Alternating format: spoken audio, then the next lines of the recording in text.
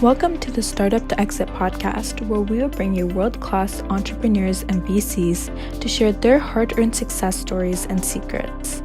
This podcast has been brought to you by TIE Seattle. TIE is a global nonprofit that focuses on fostering entrepreneurship.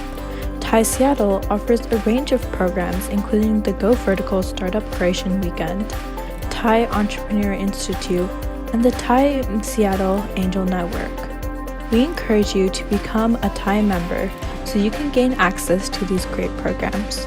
To become a member, please visit www.seattle.tie.org. Hello, everybody. My name is Gowri Shankar. I'm a member of TIE Seattle board, and we are happy to have you in our second episode of our podcast, Startup to Exit. I'm here with my co-host Shirish Nadkarni. He is about to be called a serial author. His second book now is out. Winner Take All. It's a great book about marketplaces and how they became monopolies. Our first podcast was with our opening episode was with Nick Husar. Nick is co-founder of Great Seattle Success Story OfferUp, and our podcasts are now available wherever you listen to podcasts, on Apple, Google, Spotify, everywhere. If you are watching us on YouTube, then you can see us on video. Today I'm so excited about welcoming our second guest, another pioneer. I met Greg many years ago, without revealing how long ago, but Greg was one of the very early folks I met in this city when I moved to Seattle. And Greg Gottesman, Managing Director of Pioneer Square Labs, is our guest today. Many of them know him as as an investor, because he's invested on behalf of both his original firm he was with, Madrona, and now with Pioneer Square Labs. But today we're going to talk a little bit about his story with Rover, the company he co-founded. That's a very interesting one. Shirish, take it away. Thank you, Gowri. Hello, everyone. My name is Shirish Nadkarni. I'm a serial entrepreneur, author, and by Seattle. I'm very excited to welcome Greg Gottesman, who is the managing director at Pioneer Square Labs.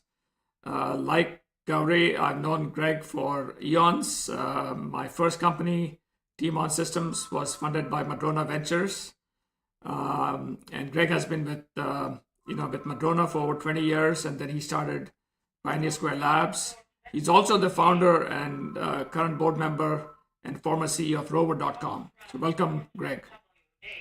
Yeah, well, congrats, Shirish, on the book. I'm honestly, I cannot wait to read it, because I know there's a lot to learn. Shirish and Gowri are two of the best entrepreneurs and brightest minds, not just in the Seattle area, but anywhere. So I just feel, honestly, anytime they ask me to do something, I just say yes, because I'm going to learn. I always learn a tremendous amount just talking with both of them. Just inspiring and incredible entrepreneurs, each of them in their own rights. Thank you so much, Greg. So as Gowri mentioned, today we're going to start talking. First talking about your experience with Rover. There's a very interesting backstory about Rover and how it came about. So can you tell us the backstory about Rover, Greg? Yeah, sure. So,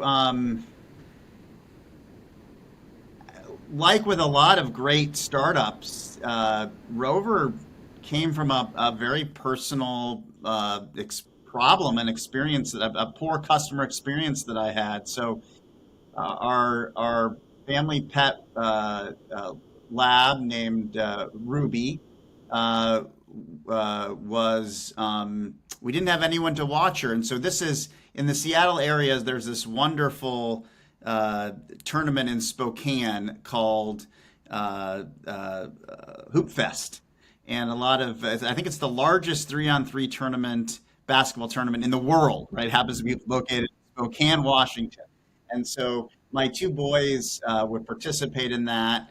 and we as a family drove down to Spokane. But for that particular weekend, we could not find anyone to watch Ruby. We asked, and the hotel that we were staying at didn't allow for dogs, and it was just, we were, maybe we shouldn't go, but they were on teams, and so they had, people were depending on us to show up. So we put Ruby for the first time in a local kennel here. It's actually in the central Seattle area. I won't name it because it's probably done more to hurt the kennel business than any kennel in the country in retrospect.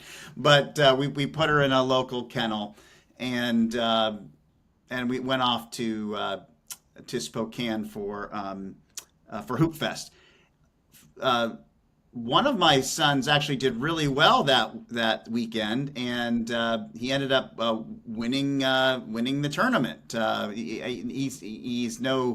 this point, he's no great basketball superstar or anything, but he had a great team, and they did well in their particular bracket. And so we were a little bit late coming back. So on the way home on Sunday, there was some traffic, and I called this kennel, and I'm like, hey, we're running a few minutes late.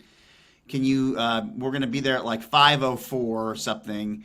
Can you keep the doors open? We really want to get Ruby. And they said, of course. Of course, we show up like at 5:01 or something because we were racing to try to get Ruby, and the doors were locked, and we couldn't go in and get Ruby. And so come back the next day to pick up Ruby, and Ruby was scratched up, had kennel cough. We paid an extra $70 roughly to keep her there for that extra night. I'm like, this is the worst. And I was just furious. I was so upset about this whole customer experience.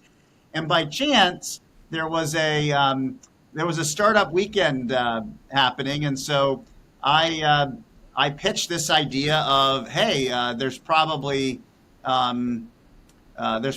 someone that would have loved, a neighbor or a local person that would have loved to have taken Ruby, would have done it for less money than we paid the kennel, and it would have been a radically better experience for us than putting our beloved family member Ruby in a cage. And I pitched it at a startup weekend, and that was the story of, and it won the startup weekend. A funny part about the story is I had 10 people on that team, gave them all a little bit of equity. They all in retrospect, made a lot of money from that very short weekend. But one of the folks on the team was a young software developer named Phil Kimmey, and he was going into his junior year of college. And I said to Phil, hey, Phil, what are you doing this summer? And he said, he didn't really have a proper summer job. I think he was going to build websites for his dad's friend, dentist, or I don't know. It was some crazy thing. And I said, hey, you want to build this Rover thing in a little more detail than we had done over the weekend? And he said, sure. So we had an office at Madrona just right down from me, and we started building out Rover, not really expecting it to become a company or anything. And I was the CEO, and Phil was building it. And long story short, we built sort of that initial prototype, the initial site. People started coming, if Phil Kimmey, who's another co-founder, had a proper summer job, there would be no Rover. That's the truth. So, and he's now the VP of engineering. He never went back to college. Wow. So fantastic story. He's now got hundreds of people reporting to him. He's just fantastic. So that was a fun little story. And then the CEO of Rover today is an incredible entrepreneur named Aaron Easterly, and he was in EIR with us at Madrona. And so as Phil and I were building this out, he kept stopping by my office. He's a huge dog lover, which I didn't know at the time, and kept trying to be helpful. And then finally I said, hey, Aaron, we're going to eventually need to find a CEO for this thing, because I'm doing a terrible job being a VC and trying to run this company. And he said, well, what about me? And I said, you can have the job. Anyway, about a month or so later, he ended up joining as CEO and off to the races. So That was sort of the origin story for Rover. But it's been an incredible ride, and it stemmed from a personal family problem that we had with our family dog. Yeah. Amazing story, Greg. Yeah, it's always the best ideas are ones that come from some, core pain point that you or somebody else has experienced, and you go about solving that problem. So now you have started Rover. You have an engineer, you have a CEO, and you have a website. How did you go about launching Rover? Because as you know, marketplaces have a chicken or egg problem. The suppliers don't want to come because the consumers are not there. Consumers don't want to come because suppliers are not there. So how did you go about launching Rover? And did you launch it nationwide, or did you just launch it in Seattle? We started out just with Seattle, and we were fortunate at the time. There was a time when you could use Craigslist to build supply, and so we were able to basically ask people if they wanted to make some extra money, watch dogs, and so we leveraged Craigslist, and on the supply side, using mainly that channel, we were able to get many hundreds of sitters, and really because it's a hyper local business. In other words, if you're in Seattle and you have a home that is willing to sit pets, it's hard for someone who's sort of in Issaquah to want to come out to Seattle. It's a little too far. So it's really a hyper local business, and so you need to have density in a bunch of places. What Craigslist allowed us to do was really get some nice density in this local area without having to spend a tremendous amount of money. And so on the supply side, from very early on, we were fortunate. The original plan was to go Seattle, then to go to Portland, and then to go to San Francisco and sort of go city by city, and then maybe do 10 cities and then 20. But we had so much success in Seattle, and then we launched Portland. We had so much success that we then very quickly, because we were able to get the supply side figured out, leveraging Craigslist, we went nationwide after Seattle and Portland, which is unusual because that wasn't the original plan, but we wanted to take advantage of this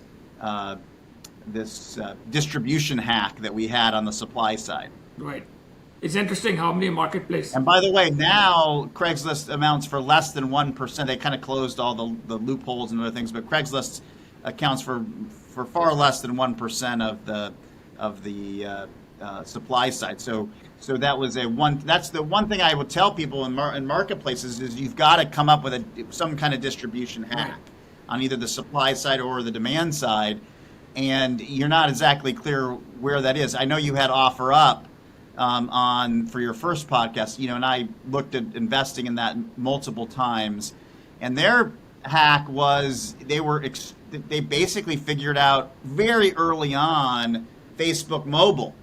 And I don't think there'd be an OfferUp if they hadn't they had a relatively young person there who sort of came up with this incredible, inexpensive way to get customers using Facebook mobile, and they drove a Ram truck through that distribution hack. And so you look at Airbnb, they were also driven, the success of that was driven by an Airbnb distribution hack. So anyway, one of the things I'm always looking for when looking at these marketplaces is, does someone have a secret kind of distribution channel or interesting novel way to get distribution for free or very inexpensively? And we were able to do that early on with Craigslist and Rover. Now, the other key part of establishing a successful marketplace is establishing trust between the consumers and the suppliers. And having a dog myself, very concerned about leaving the dog with somebody I don't really know, and what kind of environment do they have, how many other dogs do they have, and so forth. So how did you go about establishing trust with the marketplace? I think it's something we're still working on. Now we have, almost $1 billion going through the Rover system. It's a massive company now, and I think much bigger than we could have conceived that it would be. And I think it still has a tremendous amount of growth. By the way, the market size when I originally thought about it was as a competitor to kennels. It never was that. It was the your in-laws watching your dog. It was the friendly neighbor. It was not going on the trip in the first place. That's the much bigger market than the kennel market.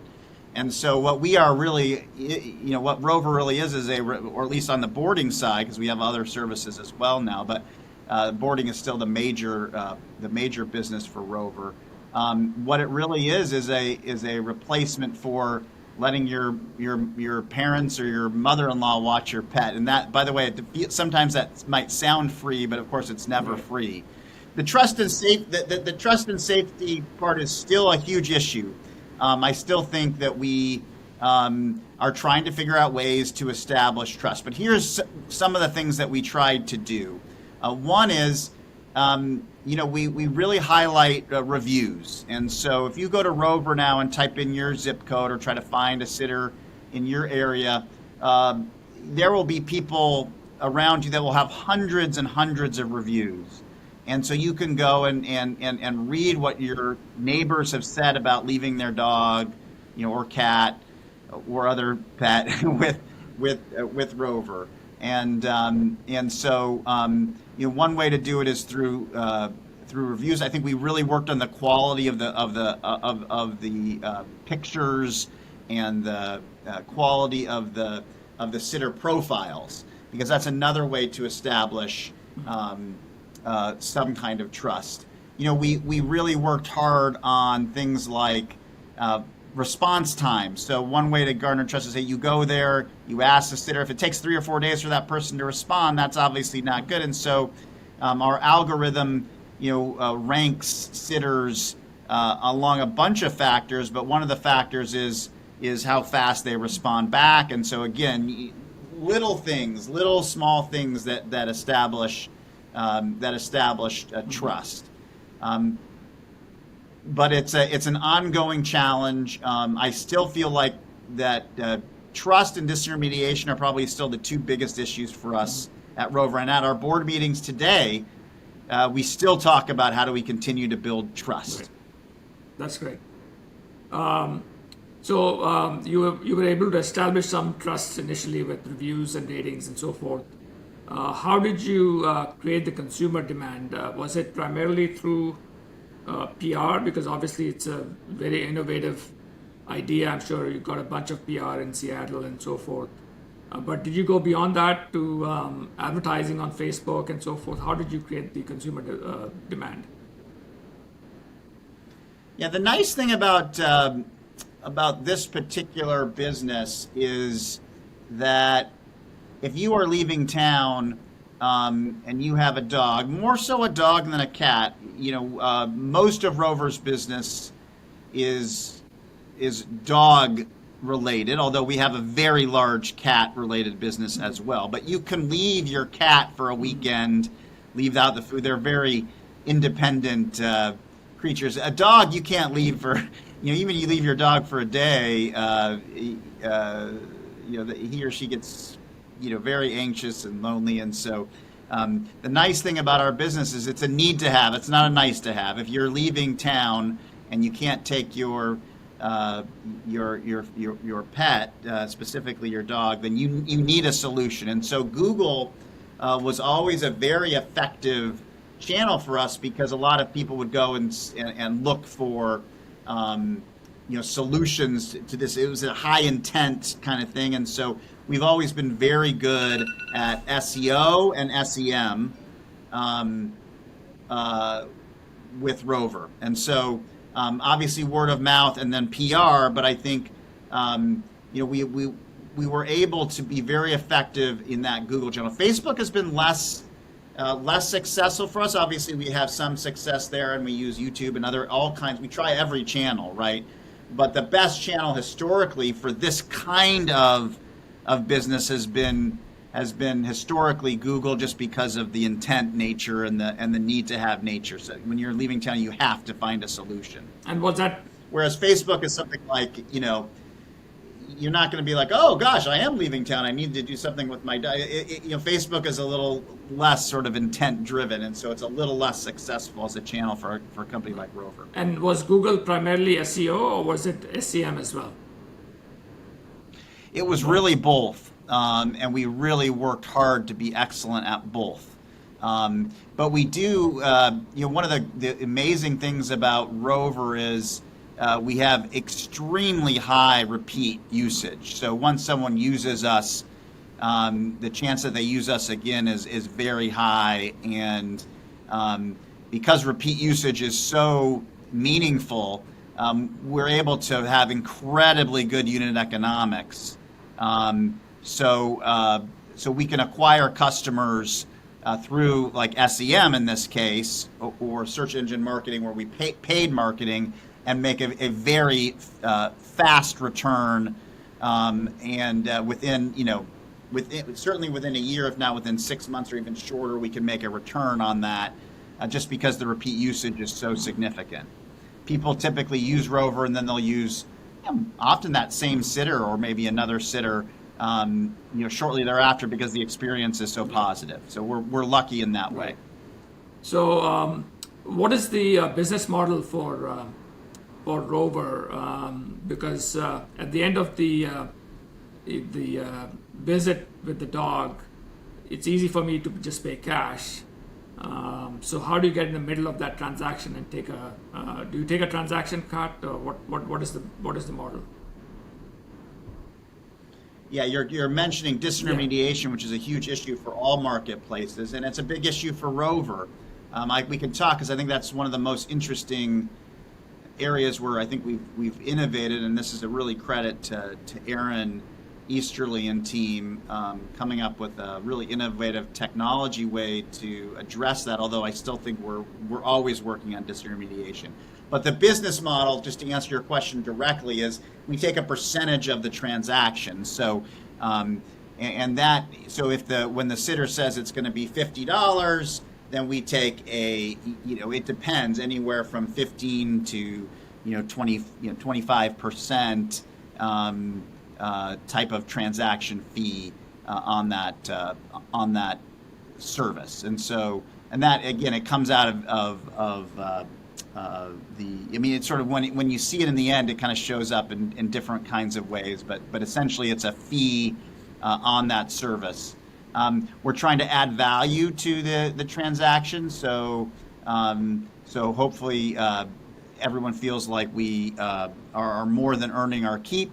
But like a lot of transaction and marketplaces, we take a piece of every transaction that goes through. So that's interesting, because you mentioned about repeat visits. I would think that if I use Rover for the first time, and let's say I pay through Rover, and Rover takes a transaction fee, and I'm really satisfied with the dog sitter, why wouldn't I just go directly to the dog sitter next time and just avoid going through Rover?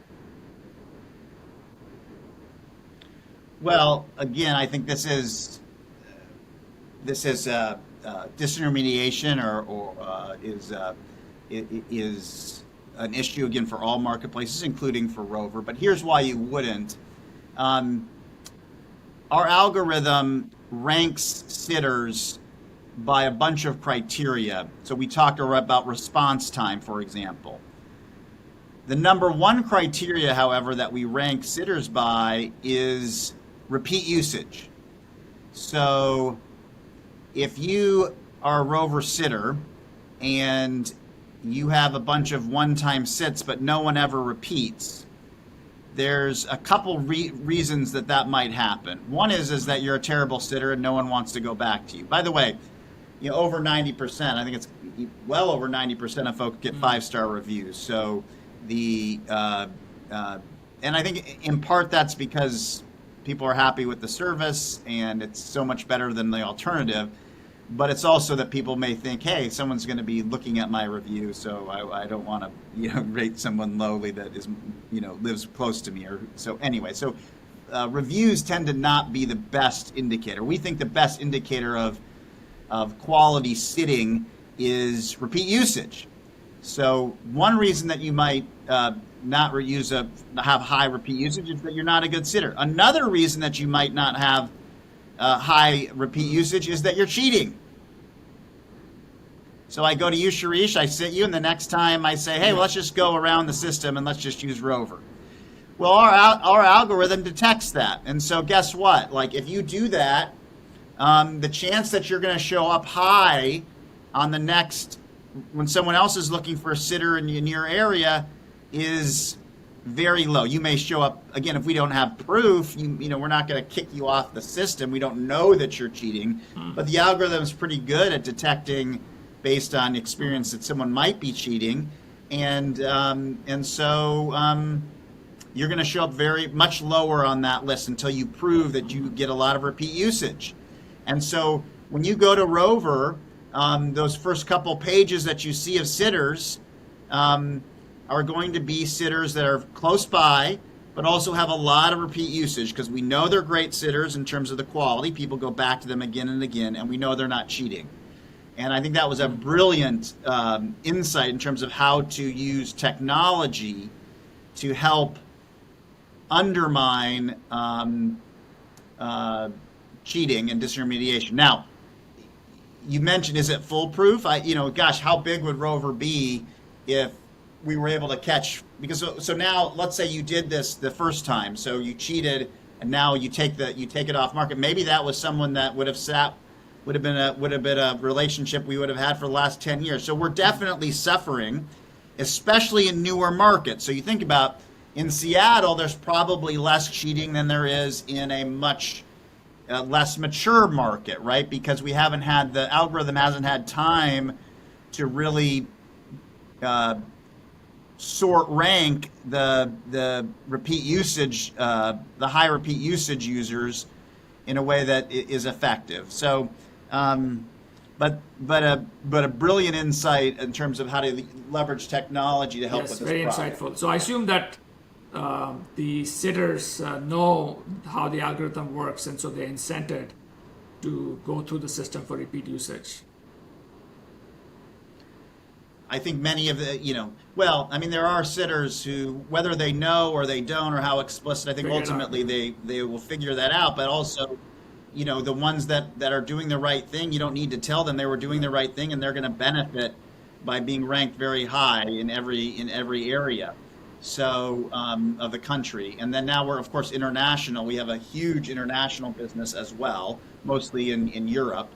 But it's the same kind of techniques that ultimately help the business.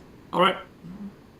Now, again, to your point, though, is there cheating, and is there more that we could do as a company to help solve disintermediation? Of course there is. And so we're looking for using AI and other methods to try to uncover direct cheating, right? So, and we're able to do that, and so we can deal with that. But in terms of the more, the less obvious cheating, hopefully you can come up with techniques like this to be able to address it. Great. So, just one quick add-on to Rover. So you talked a lot about disintermediation, but I guess your problem is much lesser than, say, Uber, right? Because Uber is not hyperlocal. I go to a new city, or I could go to the airport, and if I like the guy, I could say, hey, can I call you direct, and use him for going to the airport quite regularly. While I don't know how the regulation works, but have you guys looked at, they are local, but not as hyper-local as you are. Have you looked at them and seen there are techniques because they have a problem of gigantic scale in every market they go to? Yeah, I think I certainly think of Uber as being hyper local. In other words, when you are wherever you are, if you ask for an Uber and it's 25 minutes to get an Uber, you're gonna not Okay. you're gonna stop using the service, right? So they're looking for definitely a real kind of hyper local Yeah. density, if you Yeah. will. But they have more of a commodity Yeah. service, and so one of the benefits of Uber is that it is very much a commodity type business. So when people really view their pets as family members, and so you're not just going to want to select any person that just shows up to watch your beloved family member. And so we have a challenge that folks want to be a little more selective, and so then say an Uber driver is just taking you from point A to point B, they can be uh, they can build this commodity service a lot more easily than we can, and the chances that they have less of a problem with disintermediation, because when you're doing an Uber, you just sort of ask for that Uber to show up, and it shows up. You're not, at any given time, you're not wanting that car to sort of follow you around all day and then be like, oh, okay, here, let's eat. So really, from a marketplace standpoint, we have some differences. I think there are some things, though, that we have learned from these other marketplaces, and one of the things is how important it is to have supply and density in certain areas. So if you just because you might say, hey, we've got a lot of open sitter. Let's say we're saying in the Seattle market we have a lot of we have just enough sitters, and we have a lot of open sitters, for example, or sitters that have availability. Well, if I'm asking in Issaquah and I've got a bunch of availability in the Seattle neighborhood, well, that doesn't really do me any good, does it? So it's not just, and the same with Uber, right? It has to be availability, that's relevant to the person at the time and place that person wants it. And so what we work really hard on at Rover is to offer that, have an offering that really meets the customer with what that customer needs at that given time. One of the neat things about Rover is we make it very easy for you to just repeat use. So once you find a sitter that you like, that meets your criteria, that where that person lives, rebooking is very easy, and we try to make that as frictionless as possible. And so that's another thing we learned from these other marketplaces, is how to take as much friction out of this, or once you've sort of used us once, as much friction out of the process as we can. Got it. So, Greg, shifting gears a bit to talk a little bit about your role as an investor in the Seattle community. I think I met you through Keith Grinstein, rest in peace. Yeah, and it's a long time ago, And at that time, you were, you were the person at Madrona, and you were investing on behalf of Madrona, and Madrona continues still to be a storied VC in Seattle. So tell me a little bit about tell our audience a journey about Madrona to PSL, because your roots are with Madrona, but then you decided to go and start PSL with a very different model. So maybe a little bit of the journey first as to how you made that move, because you were already at the place that our entrepreneurs went to get investment. That's it. If you didn't get a Madrona investment, everybody questioned whether you had a business. So you were already there. So why and how did you make that transition? Well, Rover is a big part. We've been talking about Rover. That was a big part of the story. I was at Madrona for 20 years. Was one of the initial three, founding managing directors of the venture fund, and loved and still love Madrona, and still very close with that firm and all the partners there, and that's where I spent most of my career. I felt like after Rover, and then that was such a transformational experience for me. I realized that I loved starting companies, in addition to investing in them.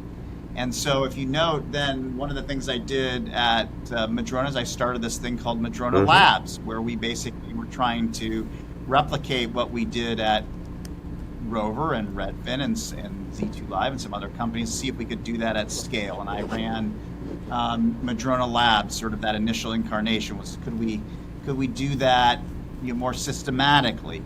But I always felt like inside of Madrona was always going to be more of an, focused on that investment first, and I felt like I could scale a studio, and I don't know, Gowri, like you, I was sort of I have a very entrepreneurial, I think one of the reasons why I'm kind of, I was an investor in an entrepreneur, but I was an entrepreneur who was doing investing, not an investor who was an entrepreneur. So I loved and still love the early stage, sitting down and trying to come up with, working with an entrepreneur early, and I get so excited about that early stage and working with people and trying to figure out those kinds of problems. And so I felt like there was another chapter that I had to write, and so left to start a studio. And see if I could scale that. That was Pioneer Square Labs, and now Pioneer Square Labs, has been one of the most prolific studios in the world. Actually, we spun out 34 venture-backed companies. Many of those were ideas that were ones that I was passionate about, that kind of like with Rover, that had personal interest to me. And so it's been an incredible journey. And then we also have venture funds as well now, so we can both invest in companies that we create ourselves, but also in companies that have nothing whatsoever to do with the studio. And so, and I get to do both. But I get to spend a lot of time at the very, very earliest stages. And as Madrona had grown in size, it was harder to sort of spend the time doing what I truly loved, which is, either investing in or starting companies from day zero. Yeah, that's pretty awesome, because one of the takeaways I always felt was, as you were very successful in Madrona, and Madrona was a successful firm here, but you still decided, hey, I got to go spend my time, what I enjoy doing, love doing, and ideated to what I would argue a fairly risky startup, because at that point there have been stories of studios working, but not at scale that you are now describing. You had a pretty good run. I mean, Madrona was on to managing billions of dollars. When I met you, you were in the hundreds of millions. But that. So it seems like the spark has no age per se. People say, "Oh, if you're not young, you can't start it." In your case, you spent 20 years, then started PSL.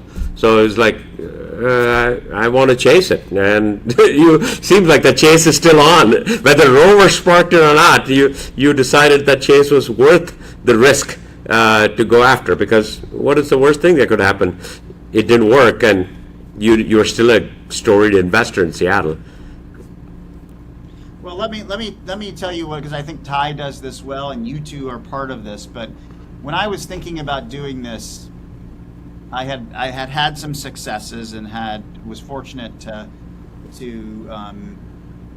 have more securities than certainly most entrepreneurs might have that were starting out.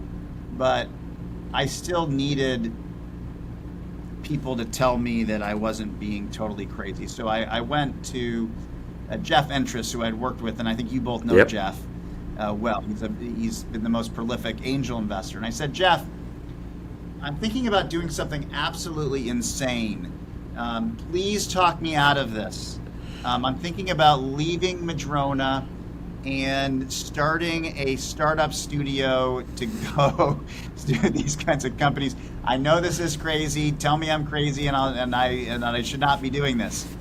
And Jeff's response was, he heard, that was about as long of the conversation as I started out with, and his immediate response was, well, it does sound a little bit crazy, but if you do that, I'm in. I'd love to do that with you. Let's go. Oh, yeah. So that was like one. I was like, wow, okay, so there's someone I trust and respect who was supportive. And then I flew down and met with, because obviously the Madrona folks had their own, and I loved them and respected them, but they had, I was doing it there, right? So I flew down and talked with Brad Feld, who had been a wonderful mentor to me and a fellow investor, and he's just an incredible VC. And I said, Brad, I want you to talk me out of something. I'm thinking about potentially leaving Madrona and starting this studio concept. As you said, Gowri, very risky. It was a startup. And please talk me out of this and tell me I should not be doing this. And he heard that, and his response was, well, yeah, it's certainly risky, but here's a check. You tell me how much you want, how much you need to invest in it. I'm your, and I will lead that first investment round. And I'll back you. But I came back from talking with Jeff and talking with Brad, and I needed that. And I think that's what people don't understand. No matter how successful or how, say for a senior executive at an Amazon or someone who's even had other entrepreneurial successes, we all need that push. Someone telling us it's going to be okay. I got your back. You do this, I'm in with you. That could be a co-founder. That could be another investor. That could be a spouse or a family member.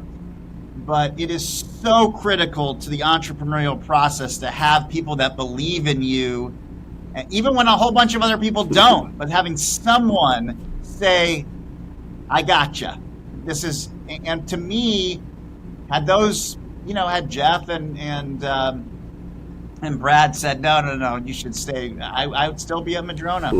So I needed, and so one of the things I try to do as a VC and as an investor, and is I try to be that person for people. I try, even if we're not making an investment, and I think it's a great entrepreneur, I try to be that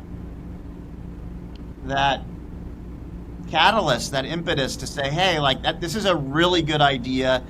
I think the timing, I think you can do, if I believe it, I will say, I think you can do this. And I try to, hopefully be a person that helps people, take that next step. Right. And again, I feel like that's one of the brilliant things about TIE. I know that this is there's a whole bunch of people in that organization that do that for one another, but we all need that. I don't care how successful Shirish and you have both been serial entrepreneurs and successful, but I know as you look back on your careers, there were people in your lives that pushed you, that said, hey, like you can do this. And I think we all need to do that for each other, especially for you see another great entrepreneur and you think that person is so confident. Believe me, everyone has those doubts and those questions, and so we need those impetus. And so that's how Pioneer Square Labs got started, was because it was obviously an idea I wanted to do, but I was scared. I was terrified, frankly. Yeah.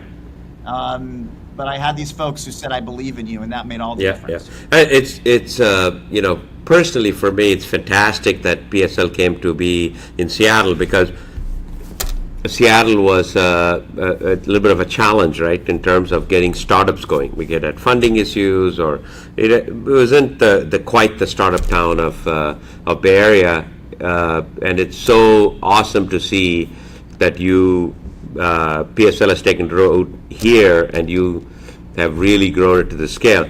Let's kind of dive a little bit into the studio side of the business, leaving the VC part of it aside for a second. The studio part of the business. How do ideas come to you guys? Do you guys sit around? Do you have like a Shark Tank kind of a room where entrepreneurs come and pitch, or Are there people who pitch all the time? How does ideas take root, and where do you decide you're in or you're out? In whatever the case may be. How far do you take an idea to kill it or to make it go? We kill well over 90% of the ideas that we come Wow. up with, so we do a lot of diligence on the ideas. So far of the spin-outs we've had, it's been roughly 50-50. 50 ideas that 50% of the ideas have been, so the 34 spin-outs have been ones that we came up with. I think it's like roughly 17, and 17 have been companies that entrepreneurs came to us with and said, hey, like this is super early, but I want to work with you guys on starting this. And so it's really been both. A lot of the ones I work on follow the Rover model. They're just things that I really deeply care about. So I did one, teen mental health, and the very hard, important problem that is, was one that I wanted to make it and start a company in that area. And so we have one called Joon that's a fantastic company. I wanted to do something in the climate area, and we have a wonderful company called Ever.green in that area. I wanted to help solve the immigration, and so Boundless is now, I think it's the largest digital immigration company in the country that we started to help make immigration easier. And then we just made an acquisition, so we've been doing mostly family-based visas, but now we have sort of across the board family and business, and that's an incredible company. In the healthcare space, Kevala, I felt like that was an area that I cared a lot about and wanted to hopefully start a company, and found a wonderful entrepreneur in Todd Owens to work with to help drive that. So a lot of the ones that, at least that I work on, are just problems that I feel like need to be solved, and they do well and do good at the same time. And those are, like Rover, those are fortunate if you get a chance to be involved in those. The most recent one is Felix and Fido, which is reimagining vet care. So the vet experience is horrible. Is not. I mean, these are we call ourselves pet parents. These are our family members, and I thought we could reimagine a better way to do a vet service. And so check out Felix and Fido. I think that's a really cool company. We just opened our clinic and have really rethought the way in which vet care could be delivered in a more efficient, technology-enabled, superior way. Right now, the studio is working pretty much exclusively on this AI. I think AI is I think it is a game changer. I think it's as important as the internet. And we have 7 different companies in the AI space that we are incubating and building. And the stuff that we're working on is exciting as I feel like it's more exciting now than it ever has been in the history of PSL because of what you can do with this AI, the implications of it. I mean, it's mind-blowing. It's crazy. And so I'm as excited as I've ever been. And I love going into the office. I love building these companies. I love being a part of this process, and both investing in, but then also getting on the ground floor. And that's one of the neat things about PSL is, we're building this stuff. So as investors, we're out there, as we've talked about earlier, trying to figure out how to get customers, supply side, demand side. We're building companies from scratch. So we're not just an investor who sort of opines on like, strategically, let me pattern match for you. We're like literally in the muck. We're building stuff on a lot of stuff. So I think we can be uniquely helpful as investors to early stage companies because we're doing the hard work of it as well. And so that's been really fun too. So just kind of coming out of the most basic, right? How does equity work if it is you, the idea creator, versus the entrepreneur who brought the idea? Is it the same? Do you work similarly or do you work differently? Does PSL take similar equity positions when it's your idea versus an entrepreneur coming, the other 50% that is not inside incubated, so to speak? the answer is every deal is unique and every deal is different. So in general, if it's our idea and we start something and we get some traction with it, then that, we're going to take more equity in that case than if it's someone else's idea that they bring to us, and we work on it in that context. But the way we think of ourselves as a co-founder with you, generally, though, if you sort of think about it, so we basically say, hey, we're partners, and we might be the junior partner, we might be the senior partner. It just depends on the situation. But we like to think of ourselves as founders, and we stay, both, and then we put, hundreds of thousands of dollars, of either dollars or work into the beginning of that company. And that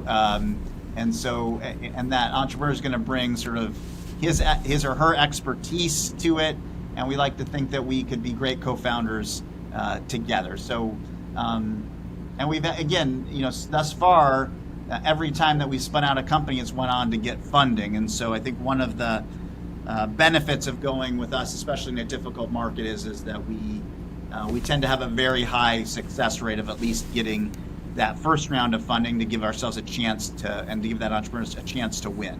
Awesome.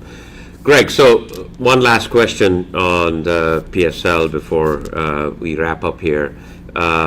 So you launched a studio, now you're incubating early stage companies. You're also a VC firm, or have a VC arm. How are you keeping those separate? Do you fund your own studios spin-outs, or do you fund other people? Like, people can just come to you and say, I'm looking for early stage funding, and PSL VC would just fund it, or it has to go through the studio for you to get investment out of PSL or the VC side? Yeah, thanks for asking that question, Gowri, because that might be confusing. 50% of the capital goes, and this is rough, but 50% goes to our studio companies, and 50% goes to companies that have nothing to do with the studio. So we look just like Sequoia, Madrona, Benchmark, anyone else. So 50% of our funds, and we have pretty sizable venture funds. So 50% of those funds go, and we look just like any other VC. Hopefully I believe if you're starting a company in the Pacific Northwest, you'd be insane not to talk to us, because we are, especially at the early stage, because I think we're best in the world at this. We have such an incredibly, as an example, we have such an incredibly powerful recruiting arm. Why do we, most VCs, they can invest, they can do recruiting and other things like that.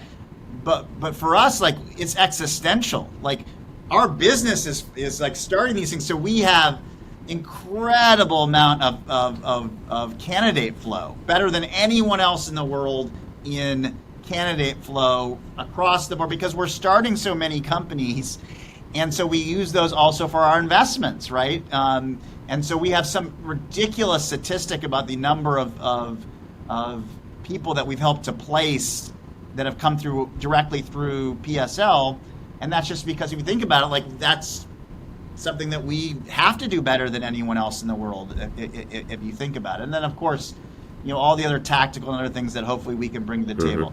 If we're investing into a studio company, we don't lead because of the conflict that you mentioned. So we want other people to set the terms, and then our fund, which is separate, the fund is separate, from our investors. In we have investors in our studio, and we have investors in our fund, and there's some overlap, but they're not the same. And so when our studio our fund makes an investment in a studio company, we like other people to set those terms so we can really be at arm's length in terms of participating. But we of course then invest in things that have nothing to do whatsoever with the studio, and we love those investments and treat them just like we do our studio investments in terms of how we try to be helpful and hopefully make them successful. Great. Greg, as always, the first time I met you, it was infectious conversations, high energy. I continue to be inspired every time I speak to you. Thanks for this wonderful hour or so on our podcast. All the great work you and PSL is doing to foster the entrepreneurship ecosystem.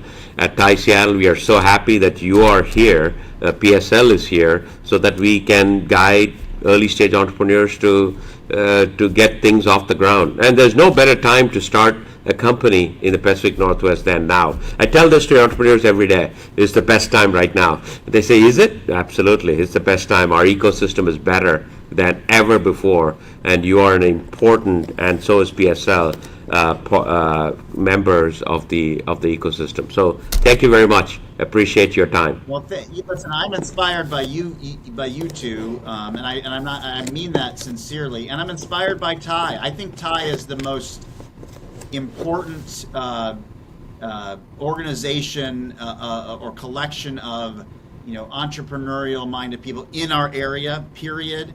I think it has incredible. I mean, the folks that have been involved with it and the work that you do is. Again, has been a huge part and maybe an underreported, undertold part of why the Pacific Northwest has been successful is the strength of our local Thai group. I've been to, over the 25 years or so, dozens of Thai events. I've invested in dozens of Thai members. And again, I don't think the Seattle area would be the same. I know it wouldn't without Thai and the incredible work that you do here. So, and the incredible, frankly, the talent, which I think is unique that you're able to bring to the startup community. So, just feel fortunate to be asked to be on this podcast and to get a chance to talk with you all. And to, again, anytime I can do anything for Thai, the answer is always yes. Thank you. Thank you. Thank you for listening to our podcast from Startup Exit, brought to you by Thai Seattle. Assisting in production today are Eesha, Jain, and Minee Verma. Please subscribe to our podcast and rate our podcast wherever you listen to them. Hope you enjoyed it.